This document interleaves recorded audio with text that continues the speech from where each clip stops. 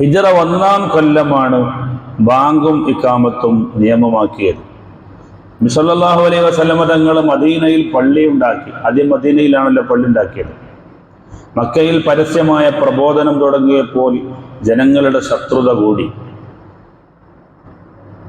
സഹാബത്തിൽ നിന്ന് പല ആളുകളും ഒരുപാട് പീഡനങ്ങളും വിഷമങ്ങളും സഹിക്കേണ്ടി വന്നു. അല്ലാഹു തആല അവസാനം പറഞ്ഞു, മദീനയിൽ പോയിക്കോളി. അങ്ങനെ നബി തങ്ങൾ മദീനയിൽ പോയി. നബി തങ്ങൾ എത്തുന്നതിന് മുമ്പ് തന്നെ കുറെ സഹാബികൾ മദീനയിൽ നേരത്തെ പോയിട്ടുണ്ടായിരുന്നു. അവിടെ ഉള്ളത് വിശ്വാസികളാണ്, ജൂതന്മാരാണ്. തമ്മിൽ ഭേദം തൊമ്മെന്ന് പറഞ്ഞ മാതിരി ഇവിടെയുള്ളത് മുശ്രിക്കുകളായിരുന്നു, ബഹുദൈവ വിശ്വാസികളായിരുന്നു മക്കയിലുണ്ടായിരുന്നത്. അതേസമയം ജൂതന്മാരായിരുന്നു, മുൻകാല വേദത്തിൽ വിശ്വസിച്ച ആളുകളായിരുന്നു ജൂതന്മാർ. ജൂതന്മാരും ക്രിസ്ത്യാനികളും അംഗീകരിക്കപ്പെട്ട മതക്കാരായിരുന്നു നബിതങ്ങൾ കടന്നു വരുന്നത് വരെ. നബിതങ്ങൾ കടന്നു വന്നപ്പോൾ ആ മതം എക്സ്പയറായി. ആ പ്രവാചകന്റെ പ്രബോധനവും അസ്തമിച്ചു. പിന്നെ വാലിഡിറ്റി ഉള്ളത് നബി സല്ലല്ലാഹു അലൈഹി വസല്ലമ തങ്ങളുടെ പ്രബോധനത്തിന് മാത്രമാണ്. ഏതായിരുന്നാലും നബിതങ്ങൾ മദീനയിൽ പോയപ്പോൾ അവിടെ ജൂതന്മാരായിരുന്നു ഉണ്ടായിരുന്നത്. അങ്ങനെ സ്വഹാബത്തിന് മുസ്ലിങ്ങൾക്ക് ഒരു പള്ളി ഉണ്ടാക്കി. പള്ളി ഉണ്ടാക്കിയിട്ട് ഈ പള്ളിയിലേക്ക് ജനങ്ങളെ ക്ഷണിച്ചു വരുത്താൻ എന്താണ് വഴി എന്ന് സ്വഹാബത്തിനോട് മുശാവറ ചെയ്തു. ഒരാൾ പറഞ്ഞു, അത് സമയമാകുമ്പോൾ നമുക്ക് പള്ളിൻ്റെ മേലൊരു കൊടി അങ്ങ് നാട്ടാം, കുഴപ്പമില്ലല്ലോ. വേറെ ഒരാൾ പറഞ്ഞു, നമുക്ക് സമയമാകുമ്പോൾ വലിയ ഒരു പീപ്പി വിളിക്കാം, കൊയല വിളിക്കാം. വേറെ ഒരാൾ പറഞ്ഞു, സമയമാകുമ്പോൾ നമുക്ക് ചെണ്ട കൊട്ടാം. വേറെ ഒരാൾ പറഞ്ഞു, നമുക്ക് പന്തം കത്തിച്ച് പള്ളിയുടെ മുകളിൽ വെക്കാം. നബി സല്ലല്ലാഹു അലൈഹി വസല്ലമ തങ്ങൾ നാലിനെയും പ്രതികരിച്ചു. ഒന്നാമത്തെ ആൾ പറഞ്ഞ എന്തായിരുന്നു, ജനങ്ങളെ ഒരുമിച്ച് കൂട്ടാൻ നമുക്ക് കൊടി നാട്ടാമെന്നായിരുന്നു. അപ്പോൾ റസൂൽ ചോദിച്ചു, അല്ല അതിപ്പോ ശ്രദ്ധയില്ലാതെ നടക്കുന്ന ആളുകൾ ആ കൊടി എങ്ങനെയൊക്കെയാണ് സമയമായി എന്നെങ്ങനെ അറിയും? അല്ലെങ്കിൽ ഉറങ്ങിയ ആളുകൾക്ക് ഇപ്പൊ കൊടി കാണാൻ പറ്റില്ലല്ലോ. ഇനി കണ്ണില്ലാത്ത ആളുകൾക്ക് ഇങ്ങനെ കൊടി കാണുക, അവർക്ക് പള്ളി വരണ്ടേ? അപ്പൊ അതൊരു പ്രാക്ടിക്കലായി തോന്നുന്നില്ല. പിന്നെ പറഞ്ഞു, കൊയലൂത എന്ന് പറയുന്ന സമ്പ്രദായം അത് നമ്മളൊരു ശൈലിയല്ല, അത് ജൂതന്മാരുടെ ശൈലി, അത് നമുക്ക് വേണ്ട. പിന്നെ ചെണ്ട മുട്ടുക എന്ന് പറയുന്നത് അത് ക്രിസ്ത്യാനികളുടെ ശൈലിയാണ്, അത് നമുക്ക് വേണ്ട. പിന്നെ തീ കത്തിക്കുക എന്ന് പറയുന്നത് അത് അഗ്നി ആരാധകരുടെ ഒരു സ്വഭാവമാണ്, അതും നമുക്ക് വേണ്ട.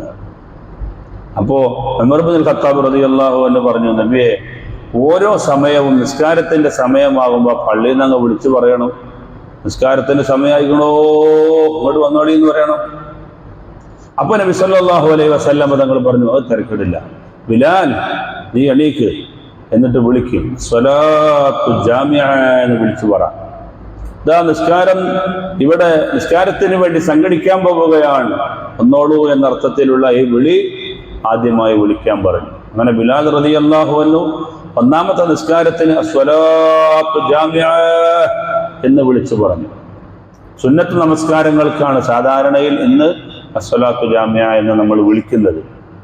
എന്നാൽ ആദ്യ കാലത്ത് ബാങ്ക് നിയമമാകുന്നതിന് മുമ്പ് നബി സല്ലല്ലാഹു അലൈഹി വസല്ലം തങ്ങൾ പറഞ്ഞ വാക്ക് ഇങ്ങനെയായിരുന്നു.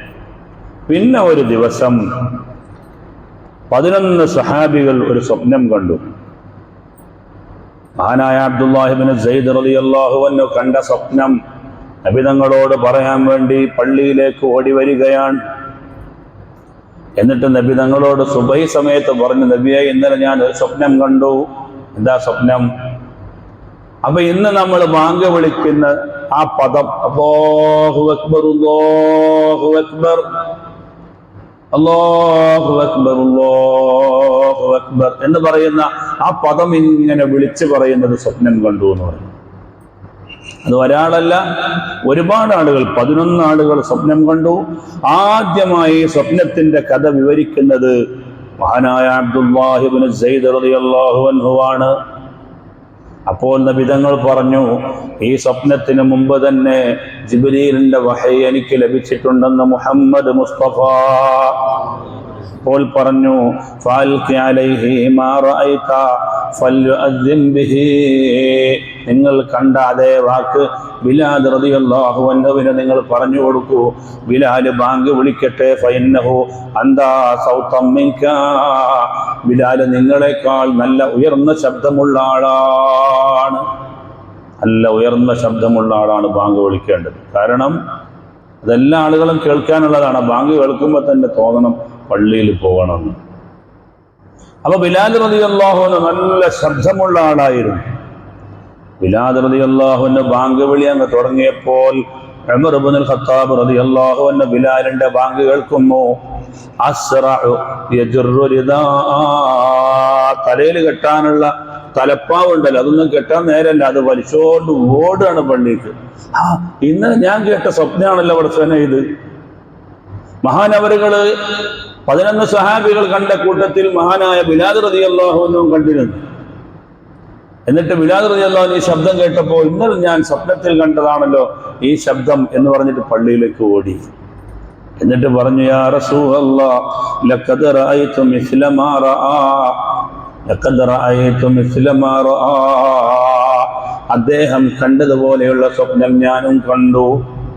അപ്പോൾ നബി തങ്ങൾ പറഞ്ഞു, ഫലില്ലാഹിൽ ഹംദ്, അൽഹംദുലില്ലാഹ് ഫസബഖക ബിഹിൽ വഹ്യു, നിങ്ങളൊക്കെ കാണുന്നതിന് മുമ്പ് തന്നെ എനിക്ക് വഹി ലഭിച്ചിട്ടുണ്ടെന്ന് മുഹമ്മദ് മുസ്തഫ. അപ്പൊ അസ്വലാത്തു ജാമിഅ എന്ന് വിളിച്ചിരുന്ന ആ വിളിക്ക് പകരം അന്ന് മുതൽ പിന്നീട് ബാങ്ക് കൊടുക്കുകയാണ് നിസ്കാരങ്ങൾക്ക്.